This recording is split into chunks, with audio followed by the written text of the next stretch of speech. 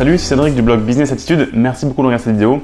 Donc cette semaine, chaque jour, je vais vous emmener voir un investisseur immobilier. Attention, ce sont des personnes normales comme vous et moi, mais qui ont investi dans l'immobilier et avec succès. Vous allez pouvoir voir différents profils dans différentes régions et mon sac est prêt. Donc on va y aller une semaine, une personne, un investisseur par jour. Le chemin va être long.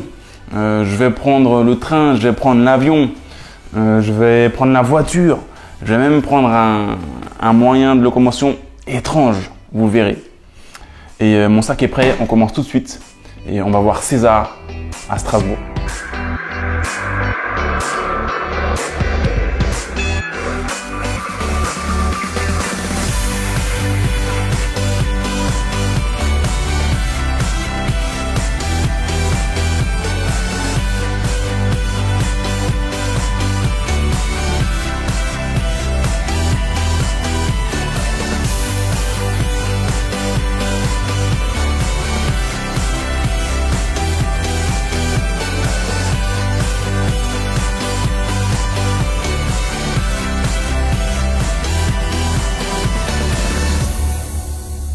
Donc je suis avec César. On est où, César?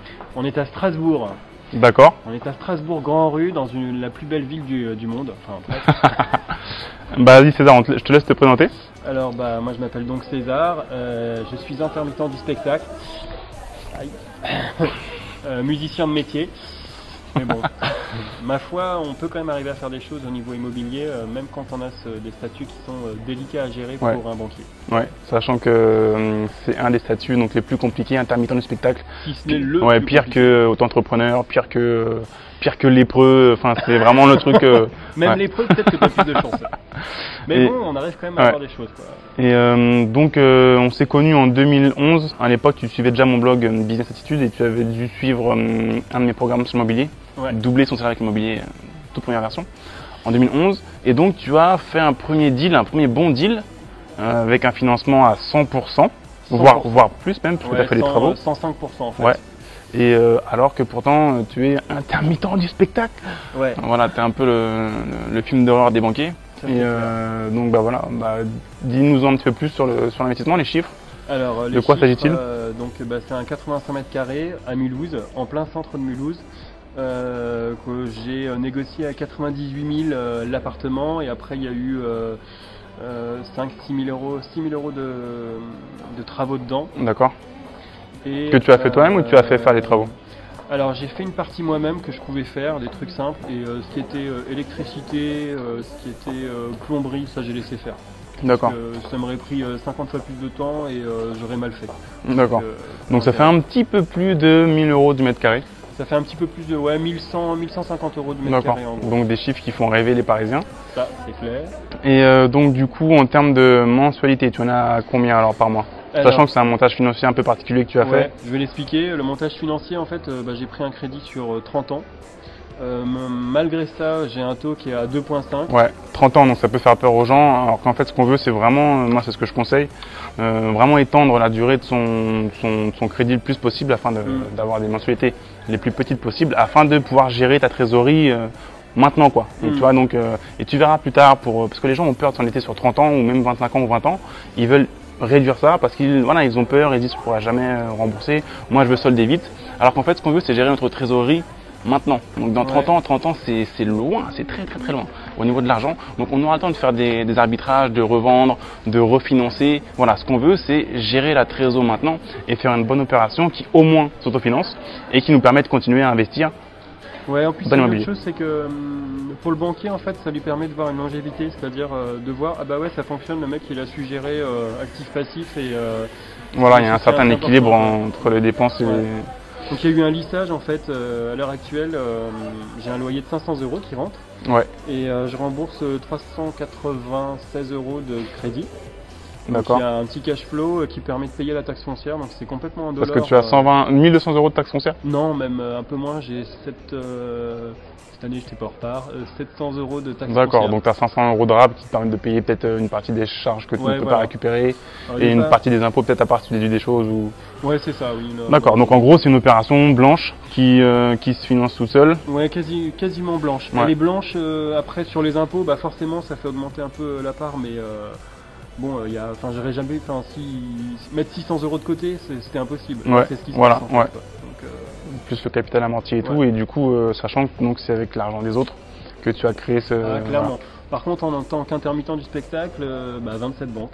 Voilà, c'est ça le truc donc. Parce que les gens se demandent comment tu as fait pour avoir un financement alors que tu es intermittent. 27 banques, 27 agences. 27 agences différentes, 4 agences différentes du même groupe et la dernière m'a octroyé le crédit. Donc il faut bien comprendre en fait que à la fin c'est une histoire d'homme.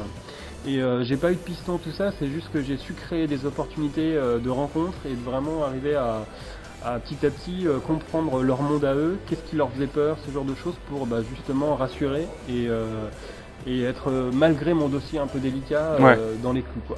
Ouais, donc en fait tu t'es amélioré au fur et à mesure de tes passages devant le juge, clair, un peu comme quand tu passes le bac, tu vas te faire le rattrapage. Là on peut en faire autant qu'on veut des rattrapages et au bout de la 27e fois tu avais ton discours qui était un peu plus lissé que les autres fois. Et donc, clairement c'est ça, la première fois je suis arrivé on m'a limite rayonné. Ouais. J'ai même eu des banques qui m'ont même pas reçu parce que j'ai au téléphone, vous êtes quoi intermittent? Ah bah non on finance pas. Et puis finalement, une banque... Il faut être tenace quoi. Et ce qui est intéressant aussi, ce que tu dis, c'est que il y a des gens, ils vont faire juste Crédit Agricole, Société Générale, BNP, puis ils abandonnent parce qu'ils disent bon voilà, j'ai fait 3 banques, alors qu'en fait c'est des agences qu'il faut aller voir. Exactement. Ouais. Après ça dépend des montants. Et c'est l'homme. Ouais. L'homme qui gère. Ça dépend des montants, mais on va dire que des fois moins de 100 000 €, ça te permet d'être géré directement en agence. Il y a un monsieur qui voulait nous offrir des fermes. Non, merci. César, je t'aime bien, mais pas à ce point-là. On verra peut-être plus tard. Et donc, et donc des fois à moins de 100 000 € ou jusqu'à 100 000 €, c'est la banque l'agence elle-même, donc le directeur d'agence qui décide ou pas s'il finance. D'autres agences ça va être 200 000 €, d'autres 300 000. Ça dépend de. En fait, plus il y a un pouvoir ce qu'ils appellent un pouvoir de décision. Plus l'agence est petite, plus le pouvoir de décision est petit. Donc une petite agence ça va être 50 000, une moyenne agence ça va être 70, 100 000, quelque chose comme ça. C'est vraiment, ça peut être variable quoi. Ouais. Après ça dépend donc de ton profil, de la banque. Et moi actuellement donc a priori je suis donc la plupart de mes comptes sont au Crédit Agricole, donc mes comptes pro et également mes comptes perso. Et ma conseillère m'a actuellement dit que je suis en D3. Je suis D3. Donc je joue en 3e division, enfin c'est un peu bizarre parce que voilà, j'ai un profil un peu particulier, j'ai déjà des biens, je n'ai pas de CDI donc ils aiment pas trop et donc je suis en D3 et donc là maintenant ce n'est plus jouer en agence donc il faut que je trouve d'autres astuces pour les financer. Parce que j'ai du cash chez eux mais voilà, j'ai plus vraiment d'impact chez eux parce que même si c'est pas eux qui décident maintenant c'est l'agence donc c'est un peu plus chiant pour moi mais voilà, on n'est jamais bloqué, il y a toujours un moyen de débloquer et d'avancer. Ouais.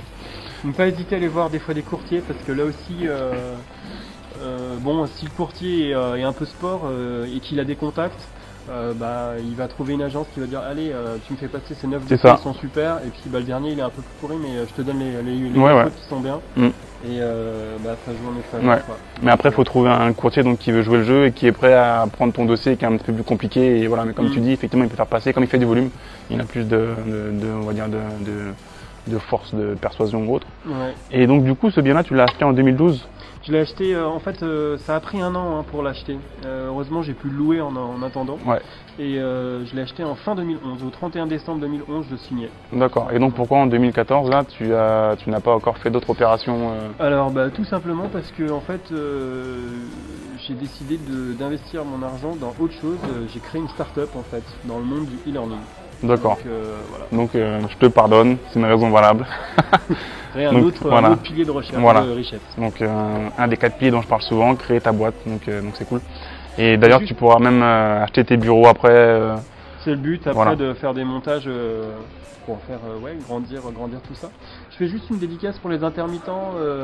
Si vous faites un montage financier, il y a un organisme qui peut vous aider qui s'appelle Audience, qui fait des prêts qui s'appelle IRPS Astria. c'est en fait ça peut remplacer. Moi j'ai été financé à 110% et en fait la banque a considéré 10 000 euros qui m'ont été octroyés en prêt par cet organisme comme un apport, alors que c'est un prêt mais qui est octroyé que aux intermittents à autour de 2,5%. Enfin, après c'est des quotas donc. D'accord. Ok. Bah, ça peut servir aux intermittents, sachant qu'ils sont nombreux, parce qu'il y a aussi Oussama, donc qui est aussi un lecteur de mon blog, qui lui a investi à Paris, intermittent également. Il a pas mal galéré, mais il a réussi à faire son deal. Wow. Donc je sais qu'il y a là, des. c'est pas les mêmes montants. Ouais, mais donc je sais qu'il y a des intermittents qui suivent, et donc c'est bien que tu leur dises ça.